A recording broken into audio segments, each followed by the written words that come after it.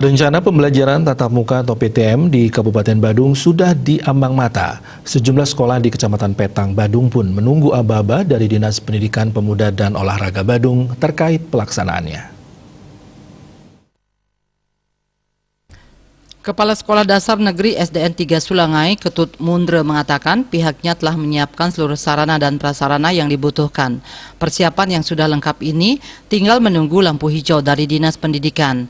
Rencananya petunjuk lebih lanjut akan keluar awal bulan Juli. Menurutnya, sistem PTM yang diterapkan dibagi menjadi 3 kelompok belajar. Masing-masing kelompok diberikan waktu 2 jam untuk mengikuti proses belajar mengajar.